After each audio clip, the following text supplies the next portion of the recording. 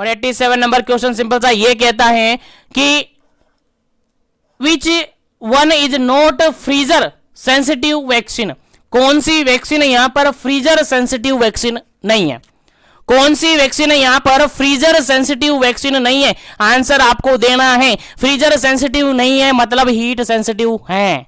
चलेगा, आंसर बताना है फटाफट से क्या इसका करेक्ट आंसर होगा, जल्दी से आंसर दीजिएगा फिर आगे बढ़ेंगे। ऑप्शन है हेपेटाइटिस बी, ऑप्शन बी है डीपीटी, ऑप्शन सी है बीसीजी और ऑप्शन डी है यहां पर टीटी। चलेगा, जल्दी से आपको आंसर देना है। कौन सी वैक्सीन है जो कि हीट सेंसिटिव यहां पर नहीं है, कौन सी वैक्सीन है जो कि हीट सेंसिटिव नहीं है। Which one is not a freeze sensitive vaccine, कौन सी वैक्सीन फ्रीज सेंसिटिव वैक्सीन नहीं है। आंसर आपको बताना है जल्दी से ताकि आगे बढ़े अपन नेक्स्ट क्वेश्चन पर। इंपॉर्टेंट है, याद रखिएगा। चलेगा, इस क्वेश्चन का जो बिल्कुल करेक्ट आंसर है that is option number C. Option number C बिल्कुल करेक्ट आंसर, 87 नंबर क्वेश्चन का आंसर है option number C, BCG vaccine जो कि क्या नहीं है, फ्रीज सेंसिटिव वैक्सीन नहीं है। कैसी वैक्सीन नहीं है, फ्रीज सेंसिटिव वैक्सीन नहीं है। सर कैसी वैक्सीन है, ये हीट सेंसिटिव वैक्सीन है, हीट सेंसिटिव वैक्सीन है, याद रखिएगा, भूलना नहीं है, बिल्कुल करेक्ट आंसर है। अब यहीं पर मैं आपको बता दूं दोनों टाइप की वैक्सीन, अगर बात करें अपन फ्रीज सेंसिटिव वैक्सीन, अगर बात करें फ्रीज सेंसिटिव वैक्सीन और अगर बात करें हम हीट सेंसिटिव वैक्सीन, सबसे पहले अपन बात करते हैं heat sensitive vaccine. Heat sensitive vaccine, अगर हीट सेंसिटिव वैक्सीन की बात अपन करते हैं तो इसके अंदर जनरली ओपीवी आता है। क्या आता है sir, OPV, oral polio vaccine, जो कि हीट सेंसिटिव वैक्सीन होता है। कैसा होता है जी, हीट सेंसिटिव वैक्सीन होता है जी, बिल्कुल करेक्ट आंसर है। चलेगा, उसके अलावा अगर बात करें मीजल्स होता है, क्या होता है जी, मीजल्स होता है। उसके अलावा अगर बात करें तो सर बीसीजी होता है। 3 वैक्सीन एटलीस्ट आपको याद रख लेनी है, 3 वैक्सीन आपको याद रख लेनी है, बस नैया पार हो जाएगी। 3 वैक्सीन आपको याद रख लेनी है, नैया पार हो जाएगी। यहां से अगर क्वेश्चन पूछा जाएगा तो आपको याद रह ही जाएगा, ठीक है। तो हीट सेंसिटिव वैक्सीन होती है दैट इज ओपीवी, मीजल्स और बीसीजी। बीसीजी, ओपीवी, मीजल्स कैसे भी ऊपर नीचे करके आपको याद रख लेना है। क्या करना है, याद रख लेना है। नहीं याद होता तो एक ट्रिक बता दूं, हीट सेंसिटिव आपने सुना होगा, हीट सेंसिटिव मतलब आपका मोबाइल, क्या है, आपका मोबाइल आपको याद रखना है, बस आपका काम हो गया। मोबाइल आपने याद रख लिया, बस आपका काम हो गया, हमें हीट सेंसिटिव वैक्सीन याद हो गई है।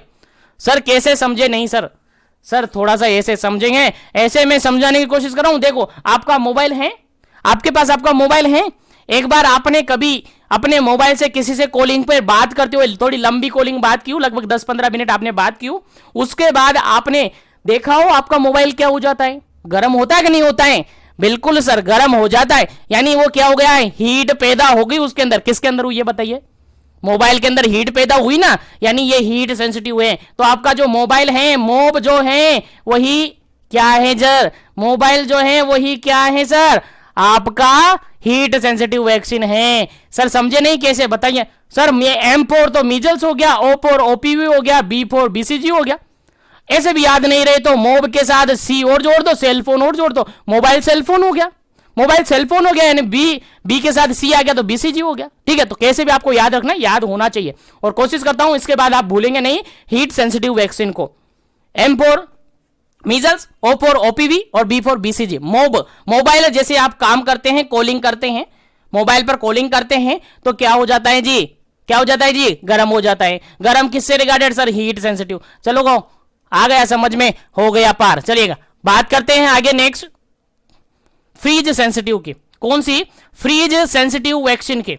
अब हीट सेंसिटिव आपको याद रखी, फ्रीज तो ऑटोमेटिकली याद रह जाएगी। सबसे जनरली अगर अपन बात करें तो हेपेटाइटिस बी जो है वो जनरली फ्रीज सेंसिटिविटी या फ्रीज सेंसिटिव वैक्सीन मानी जाती है। उसके अलावा डीपीटी, टीटी और डीटी ये जनरली क्या है, फ्रीज सेंसिटिव वैक्सीन है।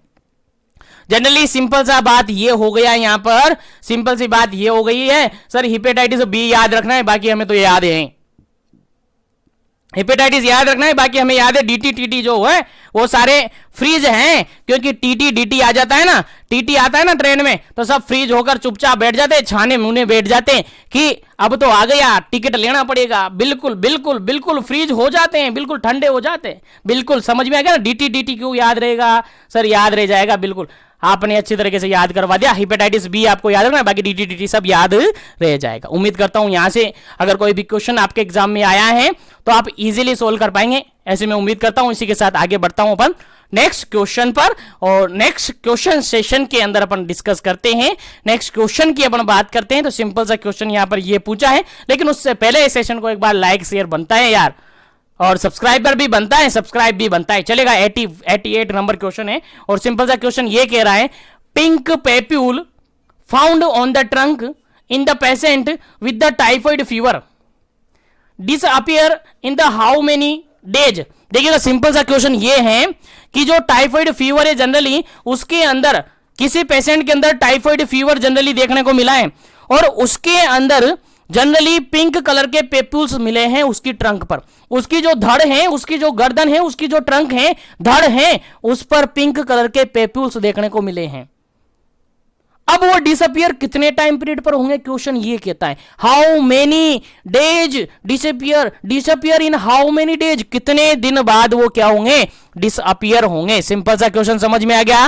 क्वेश्चन सिंपल सा ये कह रहा है कि एक टाइफाइड फीवर से रिगार्डेड पेशेंट है जिसकी धड़ पर, जिसकी ट्रंक पर पिंक कलर के पेप्यूल्स देखने को मिले स्किन के अंदर, तो वो डिसअपियर कितने दिन में होंगे। पहला ऑप्शन है 2 डेज, सेकंड ऑप्शन है 4 डेज, थर्ड ऑप्शन है 5 डेज, और फोर्थ ऑप्शन है 7 डेज। चलेगा, जल्दी से आपको आंसर बताना है क्या इसका करेक्ट आंसर होगा।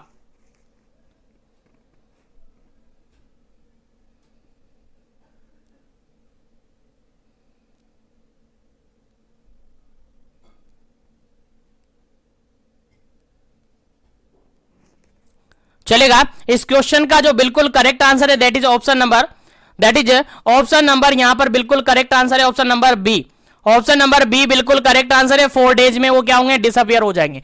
जनरली आप सबको याद होना चाहिए, जनरली आप सबको यहां पर याद होना चाहिए कि जो टाइफाइड फीवर होता है, टाइफाइड फीवर को जनरली आप कह सकते हैं सर एंटेरिक फीवर कह सकते हैं। जनरली टाइफाइड को एंटेरिक फीवर आप कह सकते हैं, बिल्कुल हमें याद है सर एंटेरिक फीवर कहते हैं इसको, याद रखेगा, भूलना नहीं। एंटेरिक फीवर से भी क्वेश्चन आ सकता है, तो एंटेरिक फीवर इसको कहते हैं। और जनरली अगर अपन बात करें तो ये एक सिस्टेमिक इन्फेक्शन होता है, और सिस्टेमिक इन्फेक्शन किससे होता है, साल्मोनेला टाइफी के कारण से होता है। किसके कारण से होता है सर, साल्मोनेला टाइफी के कारण से होता है। और जनरली अगर अपन बात करें रूट ऑफ ट्रांसमिशन की, तो फीको ओरल रूट से ये होता है। किससे, फीको ओरल रूट से ये ट्रांसमिट होता है। और इसके अंदर जो क्वेश्चन में कहा गया है, इसके अंदर जो क्वेश्चन में कहा गया है वो ये कहा गया है कि पेशेंट के ऊपर पिंक कलर के पेप्यूल्स देखने को मिले, और पिंक कलर के जो पेप्यूल्स देखने को मिले ना, उनका साइज भी आपसे पूछा जा सकता है एग्जाम में, याद रखेगा कितना साइज होता है उनका, लगभग अप्रोक्सीमेटली 2 to 3 mm के होते हैं। याद रखेगा, जो पिंक कलर के पेप्यूल्स देखने को मिलते हैं टाइफाइड फीवर के अंदर, वो देखने को मिलते हैं 2 से लेकर 3 mm के वो होते हैं, 2 to 3 mm के वो होते हैं। और ये जो पेप्यूल्स है वो जनरली जो डिसअपियरिंग की बात करें तो 3 से 4 दिन के अंदर डिसअपियर हो जाते, 3 to 4 डेज के अंदर ये क्या हो जाते हैं, डिसअपियर हो जाते हैं। इसी अकॉर्डिंग आपका बी ऑप्शन बिल्कुल करेक्ट आंसर है। 4 डे में क्या हो जाते हैं, पिंक कलर के जो पेप्यूल्स हैं वो डिसअपियर हो जाते हैं। याद रखेगा, इंपॉर्टेंट क्वेश्चन है। अब यहीं पर एक और क्वेश्चन मैं आपको बता दूं, यहीं पर मैं आपको एक और क्वेश्चन याद दिला दूं। सर आप बताइए कि रोज स्पॉट कहां पर देखने को मिलते हैं। क्वेश्चन मैंने ये पूछा है आपसे कि रोज स्पॉट जो है जनरली किस डिजीज के अंदर देखने को मिलते हैं। क्वेश्चन आपके सामने ये है। चलेगा, इस क्वेश्चन का राइट आंसर आपको देना है। जब तक मैं पानी पी लेता हूं, और आपको आंसर बता देना है कि रोज स्पॉट जो है जनरली किस डिजीज के अंदर देखने को मिलता है। ऑप्शन बता दूं क्या, ऑप्शन बता दूं, चलो ऑप्शन भी बता देते हैं। आपके पास ऑप्शन है कोलेरा, आपके पास ऑप्शन है टाइफाइड, आपके पास ऑप्शन है डिसेंट्री, और आपके पास ऑप्शन है सारे ही। चलिए बताओ फटाफट से, 3 ही ऑप्शन है कुल मिला के। पहला ऑप्शन है यहां पर आपको टाइफाइड फीवर, सेकंड ऑप्शन है यहां पर आपको कोलेरा, थर्ड वन ऑप्शन है यहां पर आपको डिसेंट्री। चलेगा, बताइए फटाफट से आंसर। पानी भी लेता हूं, उसके बाद आंसर आपको देखता हूं।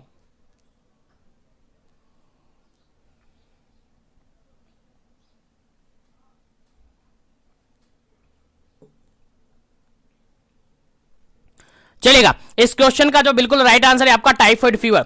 जो रोज स्पॉट देखने को मिलते हैं जनरली टाइफाइड फीवर के अंदर ही देखने को मिलते हैं, यानी एंटेरिक फीवर के अंदर ही देखने को मिलते हैं। याद रखेगा, इंपॉर्टेंट क्वेश्चन है, आया हुआ है प्रीवियसली बीपीसीसीएसएन के एग्जाम पेपर के अंदर आया हुआ है, याद रखेगा। चलेगा, नेक्स्ट क्वेश्चन की बात करते हैं। 89 नंबर क्वेश्चन, नेक्स्ट क्वेश्चन है आपका 89 नंबर क्वेश्चन।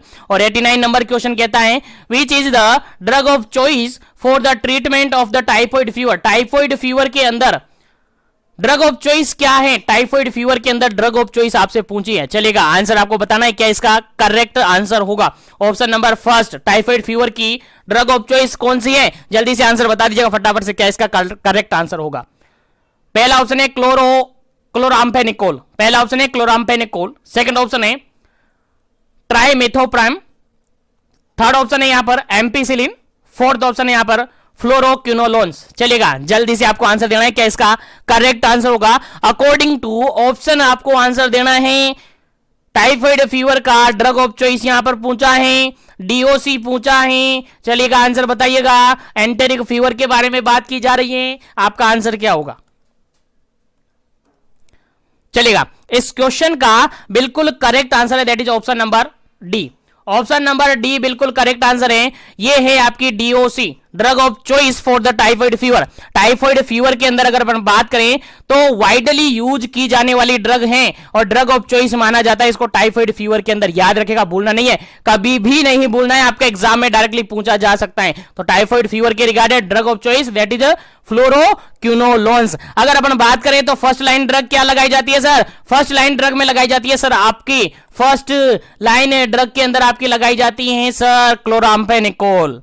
क्लोराम्फेनिकोल के साथ आपकी लगाई जाती है सर एम्पिसिलिन भी लगाई जाती हैं। एम्पिसिलिन के बाद एमोक्सिसिलिन भी लगाई जाती हैं। एमोक्सिसिलिन के बाद ट्राइमिथोप्राइम भी लगाई जा सकती हैं। उसके अलावा सल्फामिथाक्साजोल भी लगाई जा सकती हैं। लेकिन आपसे पूछा क्या है सर? ड्रग ऑफ चॉइस पूछी है, तो ड्रग ऑफ चॉइस तो फ्लोरोक्विनोलोन्स ही होती है। बाकी ये तीनों हैं आपकी फर्स्ट लाइन ड्रग मानी जाती हैं टाइफाइड फीवर के अंदर। चलिएगा, आगे बढ़ते हैं। उम्मीद है समझ में आ गया होगा, तो लाइक शेयर करते रहिएगा। जो भी चैनल पर पहली बार विजिट कर रहे हैं, बार बार विजिट करते हैं, कैसे भी करें, लेकिन चैनल को सब्सक्राइब नहीं किया तो कर लीजिएगा, क्योंकि बहुत गलत बात है।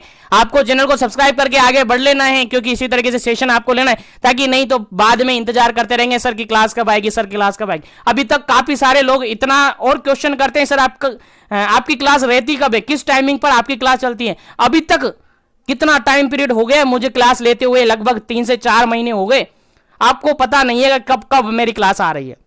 याद रखिएगा यार, थोड़ा सा पहले ही मैं शेड्यूल कर देता हूं, एक दिन पहले ही आपको पता चल जाता है कि आपकी क्लास कब आ रही है। और अभी भी आपने देखा होगा लास्ट क्लास का अपडेट एक दिन पहले आपको मिल जाता है। अगर आपको नहीं पता चलता है तो आप टेलीग्राम चैनल का लिंक है मेरा नीचे डिस्क्रिप्शन बॉक्स में, उसको ज्वाइन करिए। वहां से मैं पहले ही अपडेट कर देता हूं आपको कि आपकी क्लास कब लगने वाली है, कौन सी क्लास कितने टाइम में लगने वाली है। या कम्युनिटी सेक्शन के अंदर देख लीजिएगा एक बार, वहां पर भी अपडेट देता रहता हूं, इसलिए थोड़ा सस्पेंस रखिएगा। और चैनल को सब्सक्राइब कर लीजिएगा ताकि आपको अपडेट मिलता रहे, क्योंकि चैनल सब्सक्राइब रहेगा तो ऑटोमेटिकली जो भी अपडेट होगा नोटिफिकेशन आप तक पहुंचेगा। चलेगा, नेक्स्ट क्वेश्चन की बात करते हैं। नेक्स्ट क्वेश्चन है आपका 90 number question. 90 number question simple सा ये कह रहा है आपका, vaccine for typhoid fever is administered on except. Simple सा क्वेश्चन यहां पर पूछा है कि typhoid fever is administered on the except. चलिए अब बताइए काम क्या है, क्वेश्चन क्या कह रहा है। चलेगा, समझ में ही नहीं आ रहा यार। क्वेश्चन ये कह रहा है कि टाइफाइड फीवर जो लगाते हैं, टाइफाइड फीवर के अंदर जो वैक्सीन लगाते हैं वो कब नहीं लगाए जा सकती हैं, कब नहीं लगा सकते टाइफाइड फीवर के अंदर वैक्सीन। चलेगा, जल्दी से आपको आंसर देना है क्या इसका करेक्ट आंसर होगा।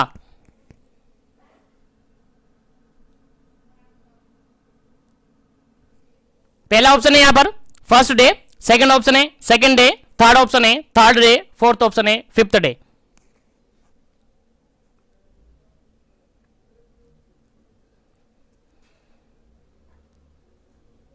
चलेगा, जल्दी जल्दी से आंसर देते रहिए ताकि सभी को पता चलता रहे, सभी क्वेश्चंस का बेनिफिट उठाते रहे। क्वेश्चन सिंपल सा यहां पर यह पूछा है कि टाइफाइड फीवर जनरली कब नहीं लगाया जाता है, यानी तीन टाइमिंग में, first day, second day, third day और फिफ्थ डे। यानी 3 ऑप्शन यहां पर सही है, लेकिन एक ऑप्शन यहां पर गलत है, तो वो गलत ऑप्शन आपको ढूंढना है। फटाफट से आंसर दीजिएगा क्या इसका करेक्ट आंसर है।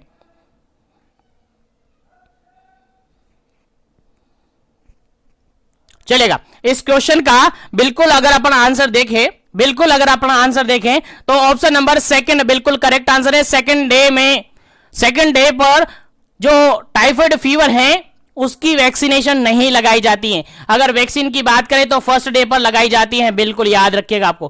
थर्ड डे पर लगाई जाती है, बिल्कुल याद रखिएगा आपको। और फिफ्थ डे पर लगाई जाती है, बिल्कुल आपको याद रखनी है।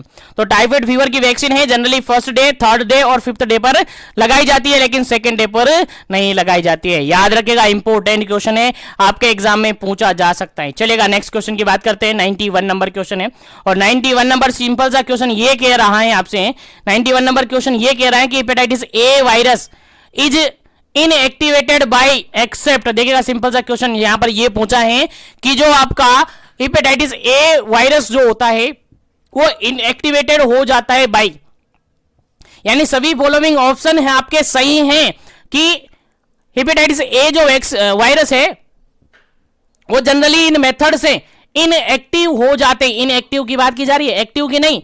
क्वेश्चन समझ में आना चाहिए, जब भी आंसर आएगा, नहीं तो गलत हो जाएगा।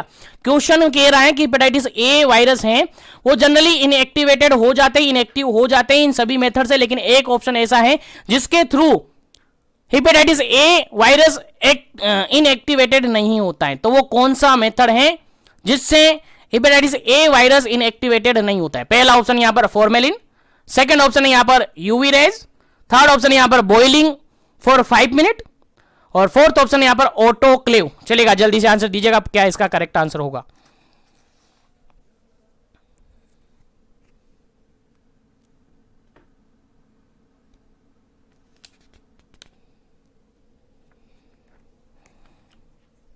चलिए देखिएगा, इस क्वेश्चन का जो बिल्कुल करेक्ट आंसर है that is option number A, बिल्कुल करेक्ट आंसर है।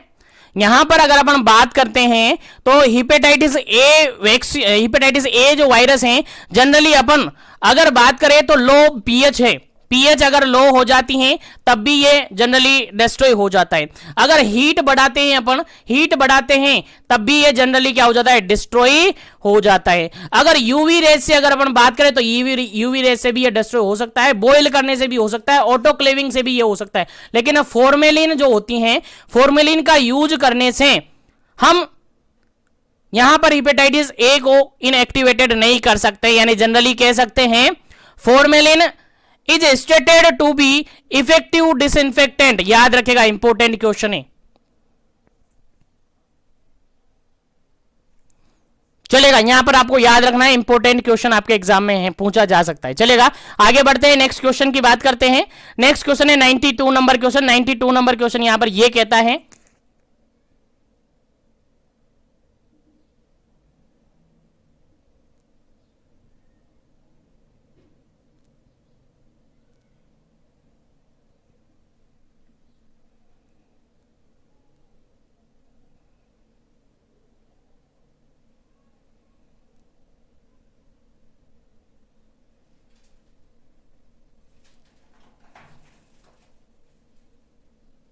चलिए आगे बढ़ते हैं, नेक्स्ट क्वेश्चन की बात करते हैं। 92 नंबर क्वेश्चन। 92 नंबर क्वेश्चन कहता है द ट्रीटमेंट ऑफ रेबीज। एक बार से ये लास्ट जो क्वेश्चन अपन ने डिस्कस किया है, एक बार से मैं आपको बता दूं, ये जो लास्ट क्वेश्चन अपन ने डिस्कस किया 92 नंबर क्वेश्चन, एक बार से इसको आप थोड़ा सा मेंशन कर लीजिएगा और इसको मैं एक बार फिर से कल की क्लास के अंदर आपको बता दूंगा इसका करेक्ट आंसर क्या होगा। ठीक है, बिल्कुल इसके अंदर थोड़ा सा भी मुझे एक कंफ्यूजन लग रहा है कि यहां पर कुछ ऑप्शन मिस्टेक हो रहा है या मिस प्रिंटिंग हो रहा है, वो मैं आपको बता दूंगा नेक्स्ट सेशन के अंदर। लेकिन याद रखिएगा, अभी तक इसका क्वेश्चन आप क्या मानेंगे? फॉर्मेलिन मानेंगे, लेकिन नेक्स्ट क्लास के अंदर मैं बता दूंगा जो भी डाउट है, यहां पर जो भी क्लेरिफिकेशन होगा वो मैं आपको नेक्स्ट क्लास के अंदर बता दूंगा। ठीक है, परेशान नहीं होना है बिल्कुल भी। आप कहेंगे सर आपने गलत बता दिया, नहीं, बिल्कुल मैं आपको बता दूंगा। अगर कोई क्वेश्चन में अगर क्वेरीज रहती हैं तो आप बिल्कुल कमेंट सेक्शन आपके लिए खाली है, या फिर मेरी इंस्टाग्राम आईडी नीचे डिस्क्रिप्शन बॉक्स में, वहां से आप मुझे कमेंट कर सकते हैं अगर कोई क्वेश्चन में क्वेरीज होती हैं तो। चलिए आगे बढ़ते हैं नेक्स्ट क्वेश्चन पर। Next question 92 number question simple सा ये कह रहा है treatment of rabies vaccine, sorry, treatment of rabies can be discontinue if the animal dog और cat remain healthy throughout the observation period. देखा, क्वेश्चन सिंपल सा ये कह रहा है, क्वेश्चन सिंपल सा ये कह रहा है treatment of rabies can B discontinued if the animal remains healthy throughout the observation of period.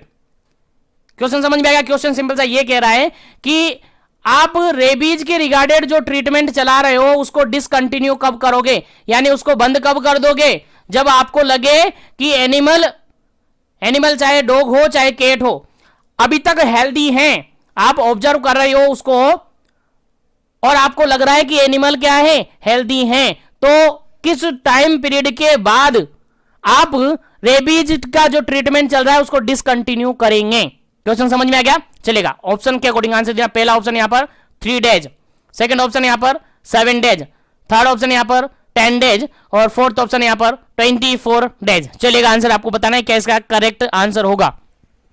किस दिन पर आप जो ट्रीटमेंट दे रहे हो हेपेटाइटिस बी के रिगार्डेड उसको डिसकंटिन्यू करेंगे। चलेगा, फटाफट से आंसर दीजिएगा क्या इसका करेक्ट आंसर होगा, फटाफट से कीजिएगा, फिर आगे बढ़ते हैं अपन नेक्स्ट क्वेश्चन पर।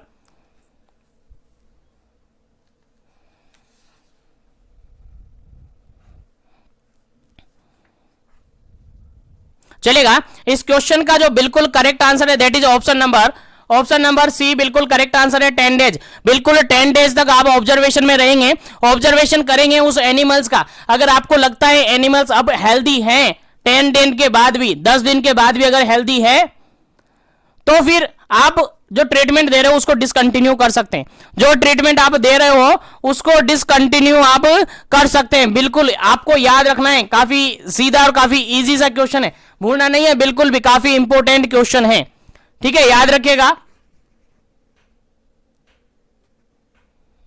चलिएगा, आगे बढ़ते हैं अपन नेक्स्ट क्वेश्चन पर। उम्मीद है यहां तक आपको समझ में आ गया होगा। चलिए नेक्स्ट क्वेश्चन है आपका, नेक्स्ट क्वेश्चन है आपका काफी इंपॉर्टेंट, काफी सीधा सा क्वेश्चन है, 93 नंबर क्वेश्चन। और क्वेश्चन ये कह रहा है कि shape of rabies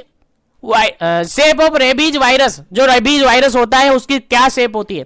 rabies virus जो कि एक आरएनए वायरस होता है, एक बार फिर से रेबीज वायरस क्या है, एक बार फिर से आरएनए वायरस है, क्या है, आरएनए वायरस है। तो इस आरएनए वायरस की जो साइज होती है, शेप होती है, वो कैसी होती है। चलिएगा, आंसर आपको बताना है। पहला ऑप्शन है बटन शेप का होता है, सेकंड ऑप्शन है बुलेट शेप का होता है, थर्ड ऑप्शन है वोयल शेप का होता है, फोर्थ ऑप्शन है फ्लैट शेप का होता है। रेबीज वायरस जो होता है, जो कि एक आरएनए वायरस है, उसकी शेप कैसी होती है। चलिएगा, आंसर आपको बताना है, फिर करेक्ट आंसर आपको बताया जाएगा, जल्दी कीजिएगा। चलेगा, इस क्वेश्चन का बिल्कुल राइट आंसर है सेकंड नंबर ऑप्शन, बिल्कुल करेक्ट आंसर है बुलेट शेप। किस शेप की होती है सर? बुलेट शेप होती है। आरएनए रेबीज वायरस जो है वो बुलेट शेप का होता है। किस शेप का होता है सर? बुलेट शेप का होता है, याद रखेगा, भूलना नहीं है। चलेगा, आगे बढ़ते हैं नेक्स्ट क्वेश्चन पर। नेक्स्ट क्वेश्चन है आपका 94 नंबर क्वेश्चन है, और 94 नंबर क्वेश्चन क्या कहता है देखिएगा, half life of rabies virus 40 degree centigrade is for the how many hours. Simple सा क्वेश्चन ये है कि अगर रेबीज वायरस जो है 40 डिग्री सेंटीग्रेड पर है, रेबीज वायरस है 40 डिग्री सेंटीग्रेड पर है, तो उस वायरस की हाफ लाइफ कितने टाइम पीरियड की होगी। हाफ लाइफ जानते हो ना, बिल्कुल, हाफ लाइफ कितने टाइम पीरियड की होगी, जल्दी से आंसर बताना है। पहला ऑप्शन है यहां पर 2 आवर, सेकेंड ऑप्शन है 35 आवर, फोर्थ ऑप्शन है 4 आवर और फोर्थ ऑप्शन है यहां पर 50 सेकेंड। चलेगा, जल्दी से आपको आंसर बताना है क्या इसका करेक्ट आंसर होगा।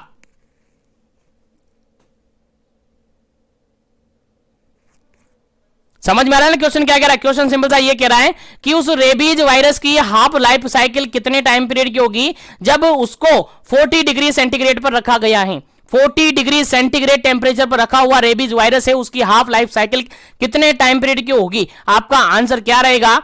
बिल्कुल आपका आंसर रहेगा बिल्कुल correct answer, that is option number third. Option number third बिल्कुल करेक्ट आंसर है। कितना होगा सर? 4 आवर, 4 घंटे का होगा। कितना होगा जी? बिल्कुल 4 घंटे का होगा। लेकिन टेम्परेचर कितना रखा है सर? 40 डिग्री सेंटीग्रेड रखा है। और अगर मैं यहां पर आपसे कह दूं कि सर क्वेश्चन के अंदर 40 नहीं है, 60 डिग्री सेंटीग्रेड है, 40 नहीं है 60 डिग्री सेंटीग्रेड है, तो फिर बताइए आपका आंसर क्या होगा? आपका आंसर क्या होगा? जल्दी से बता दीजिएगा क्या आंसर होगा। क्वेश्चन थोड़ा सा मैंने चेंज कर दिया, बस क्वेश्चन के अंदर 40 डिग्री सेंटीग्रेड की जगह मैंने 60 डिग्री सेंटीग्रेड रख दिया। अब आंसर सेम बताएगा, ऑप्शन सारे वही है, 2 आवर, 35 सेकेंड, 4 आवर और 50 सेकेंड। चलेगा, इस क्वेश्चन का जो बिल्कुल करेक्ट आंसर होगा फिर वो होगा ऑप्शन नंबर सेकंड होगा। कैसे होगा?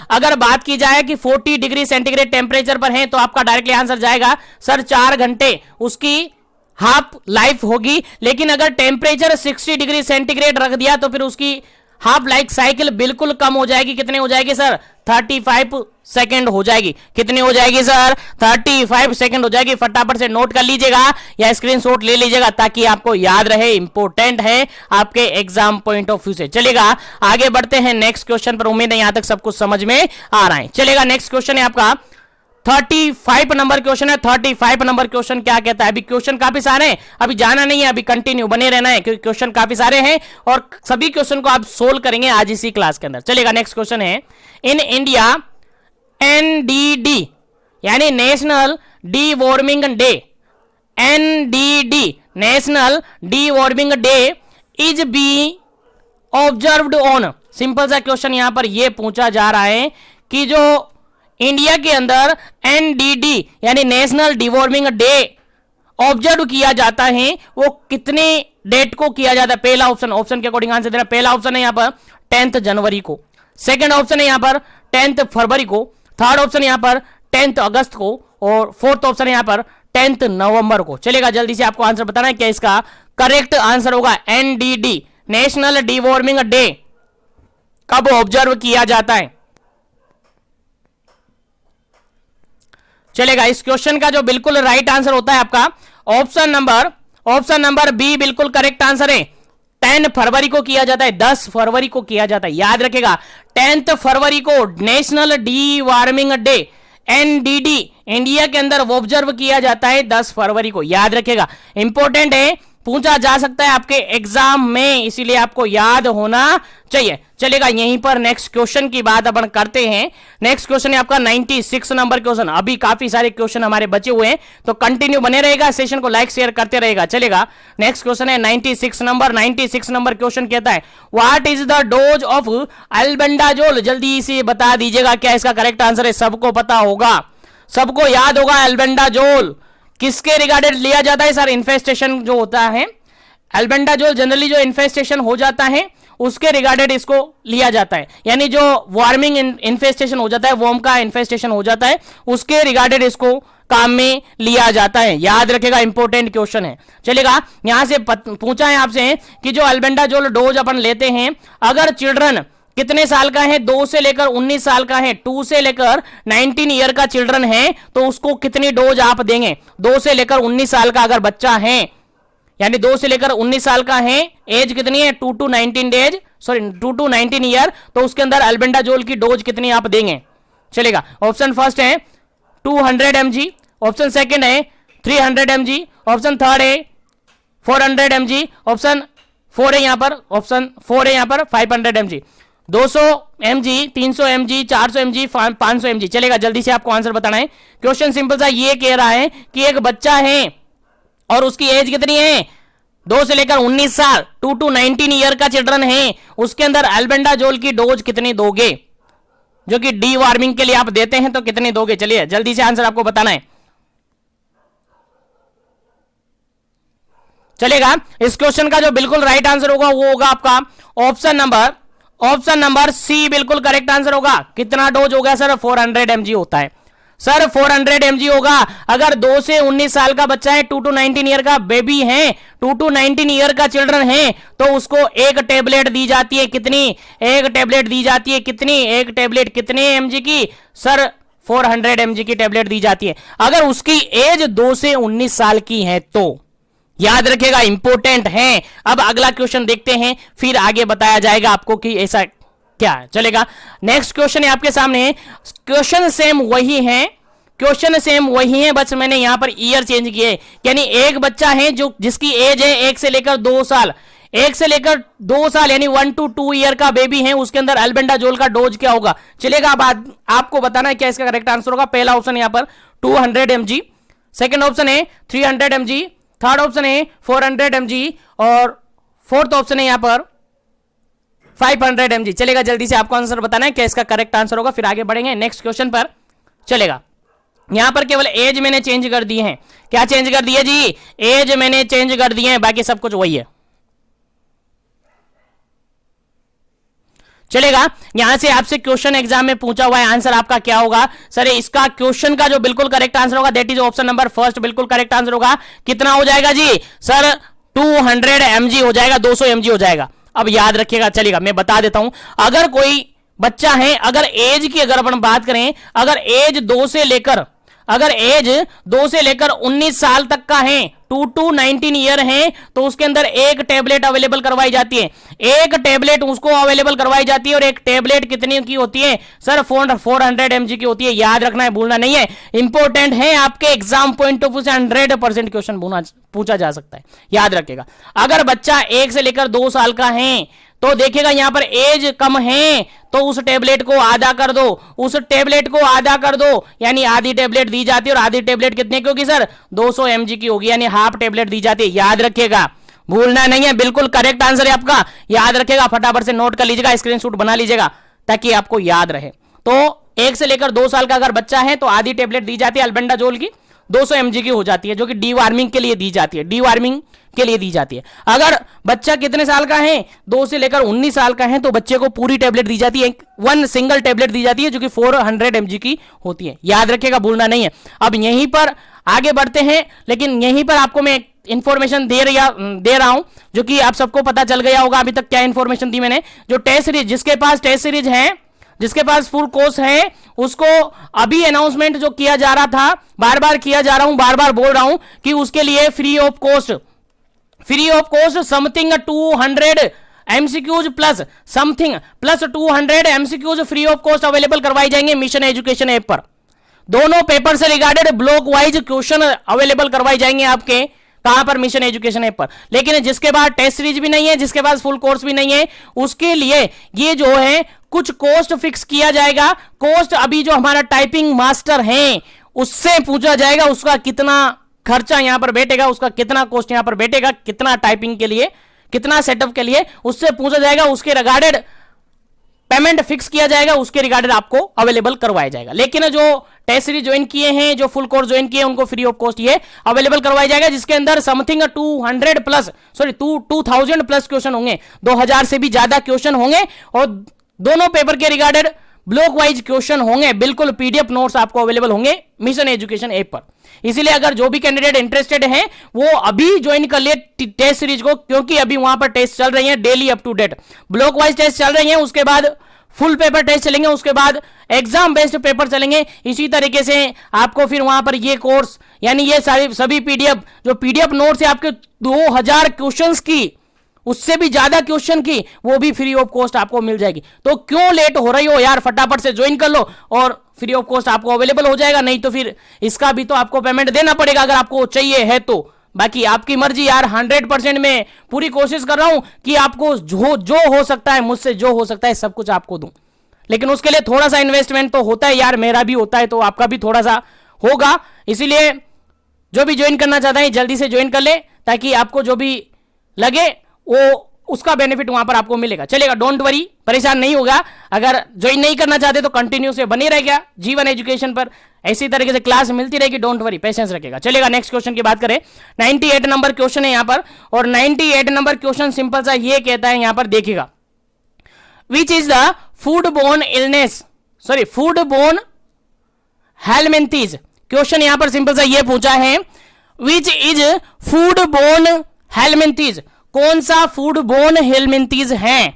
चलेगा, आंसर आपको बताना है, जल्दी से आंसर आपको बताना है कि कौन सा फूड बोर्न हेलमिंथीज है। चलेगा, ऑप्शन के अकॉर्डिंग आंसर देना है। पहला ऑप्शन यहां पर ट्राइसूरीज, सेकंड ऑप्शन है टीनिया सोलियम, थर्ड ऑप्शन है एस्केरीज, फोर्थ ऑप्शन है हुक वॉर्म। चलेगा, जल्दी से आपको आंसर बताना है क्या इसका करेक्ट आंसर है। फूड बोर्न हेलमिंथीज कौन सा है यहां पर, फूड बोर्न हेलमिंथीज कौन सा है? फॉलोइंग ऑप्शन के अकॉर्डिंग आंसर आपको देना है।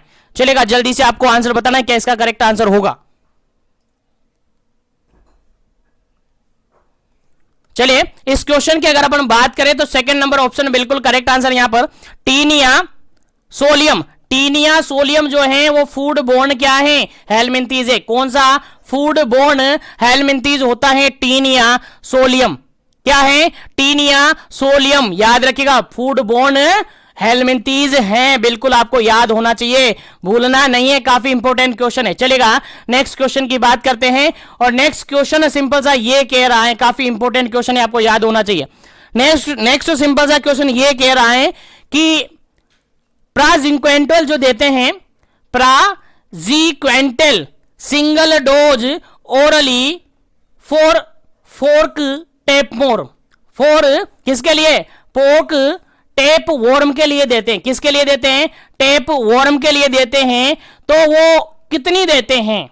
ऑप्शन के अकॉर्डिंग आंसर देना है कि जो प्राजिक्वेंटोल होती हैं, जो कि सिंगल डोज दी जाती हैं पोर्क टेप वॉर्म के लिए, वो कितनी होती हैं? पहला ऑप्शन यहां पर 2 to 8 mg पर kg बॉडी वेट के अकॉर्डिंग, सेकंड ऑप्शन है यहां पर 5 to 10 mg पर kg बॉडी वेट के अकॉर्डिंग, थर्ड ऑप्शन है यहां पर 10 to 15 mg पर kg बॉडी वेट के अकॉर्डिंग, और डी ऑप्शन है यहां पर 15 to 20 mg पर kg बॉडी वेट के अकॉर्डिंग। चलिएगा जल्दी से आपको आंसर देना है, क्या इसका करेक्ट आंसर होगा।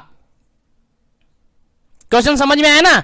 यहां पर क्वेश्चन ये है, प्राजिक्वेंटल जो होती हैं उसकी सिंगल डोज दी जाती है, ओरली दी जाती हैं, किसके लिए, किसके लिए दी जाती हैं? पोर्क टेप वॉर्म के लिए दिए जाते हैं, किसके लिए, पोर्क टेप वॉर्म के लिए दी जाती हैं, तो वो कितनी दी जानी चाहिए? आंसर देना है फटाफट से, क्या इसका करेक्ट आंसर होगा। चलेगा इस क्वेश्चन का जो बिल्कुल correct answer that is option number B, 5 to 10 mg पर kg बॉडी वेट के अकॉर्डिंग प्राजिक्वेंटोल दिया जाता है, सिंगल डोज दिया जाता है, ओरल दिया जाता है। याद रखिएगा टेप वॉर्म जो होता है उसके प्रिवेंशन के लिए, उसके ट्रीटमेंट के लिए दिया जाता है। याद रखिएगा 5 से लेकर 10 mg पर kg बॉडी वेट के अकॉर्डिंग दिया जाता है। इंपॉर्टेंट है आपके एग्जाम पॉइंट ऑफ व्यू से। चलेगा आगे बढ़ते हैं और नेक्स्ट क्वेश्चन के बारे में डिस्कस करते हैं। नेक्स्ट क्वेश्चन के बारे में डिस्कस करते हैं, आपको याद होना चाहिएगा। चलेगा नेक्स्ट क्वेश्चन आपसे सिंपल सा मैं ये पूछ लेता हूं, सिंपल सा ये क्वेश्चन पूछ लेता हूं, फिर आगे एक लास्ट क्वेश्चन बचेगा, उसके बारे में डिस्कस करेंगे। नेक्स्ट क्वेश्चन है आपका, नेक्स्ट क्वेश्चन है कि इंडिया के अंदर मोस्टली राउंड वॉर्म कितनी टाइप की पाए जाते हैं? सॉरी, इंडिया के अंदर मोस्टली जो वॉर्म पाए जाते हैं, इंडिया के अंदर जो जनरली वर्म प्रेजेंट होते हैं या इंडिया के अंदर कॉमनली पाए जाने वर्म हैं, वो कौन कौन से हैं? यहां से इंपॉर्टेंट क्वेश्चन आपके प्रीवियसली एग्जाम पेपर में पूछा हुआ है, इसलिए मैं यहां पर बता रहा हूं। इंडिया के अंदर जो मोस्टली वर्म होते हैं वो होते हैं आपका राउंड वर्म। याद रखेगा राउंड वर्म अवेलेबल है, राउंड वर्म यहां पर पाया जाता है इंडिया के अंदर। यहां पर पाया जाता है हुक वर्म, याद रखेगा हुक वर्म यहां पर पाया जाता है। यहां पर पाया जाता है विप वर्म, क्या पाया जाता है? विप वर्म यहां पर पाया जाता है। जनरली ये पाए जाते हैं, जनरली बेसिकली ये पाए जाते हैं कौन कौन से? इंडिया के अंदर राउंड वर्म, हुक वर्म और विप वर्म यहां जनरली पाए जाते हैं। याद रखिएगा तीन बेसिकली यहां पर पाए जाते हैं। याद रखिएगा इंपॉर्टेंट क्वेश्चन है, आपके एग्जाम में पूछा जा सकता है, क्योंकि प्रीवियसली बीपीसीसीएचएन के रिगार्डेड ये क्वेश्चन पूछा हुआ है। राउंड वर्म, हुक वर्म और विप वर्म, याद रखिएगा। चलेगा लास्ट क्वेश्चन है और काफी इंपॉर्टेंट क्वेश्चन है, और इस क्वेश्चन का जवाब तो फिर आपको ही देना पड़ेगा। चलेगा इस क्वेश्चन का जवाब आप देंगे नेक्स्ट सेशन के अंदर, मैं इसका जवाब आपको बताऊंगा। काफी इंपॉर्टेंट है क्वेश्चन, सिंपल सा ये है कि आरआईजी बोले तो क्या? रेबीज इम्यूनोग्लोबिन है, administered in recommended which type of category of exposure. ध्यान रहे क्वेश्चन प्रीवियसली बीपीसीसीएचएन के रिगार्डेड एग्जाम में पूछा हुआ है कि रेबीज के रिगार्डेड जो इम्यूनोग्लोबुलिन प्रोवाइड किया जाता है उसको जनरली किस कैटेगरी के अंदर रखा जाता है? कैटेगरी यहां पर पहला नंबर ऑप्शन है कैटेगरी जीरो एक्सपोजर, यानी जीरो कैटेगरी। सेकंड ऑप्शन है कैटेगरी फर्स्ट, थर्ड ऑप्शन है यहां पर कैटेगरी सेकंड, और फोर्थ ऑप्शन है यहां पर कैटेगरी थर्ड। चलेगा इस क्वेश्चन का आंसर आपको देना है। आपको क्वेश्चन का आंसर कैसे देना है? लिखना है कमेंट सेक्शन में 100 और ABC करके आपको आंसर दे देना है, और इस क्वेश्चन का आंसर मैं आपको नेक्स्ट सेशन के अंदर बताऊंगा, तो सेशन को जरूर से विजिट कीजिएगा और इसके रिगार्डेड पूरे चारों कैटेगरी को मैं आपको समझाऊंगा कि जीरो कैटेगरी में क्या आता है, फर्स्ट कैटेगरी में क्या आता है, सेकंड में क्या आता है और थर्ड कैटेगरी में क्या आता है। कंप्लीटली जानकारी मैं इस सेशन के अंदर नेक्स्ट सेशन के अंदर दूंगा इस क्वेश्चन से रिगार्डेड। तो आज के सेशन को यहीं पर फिनिश करते हैं।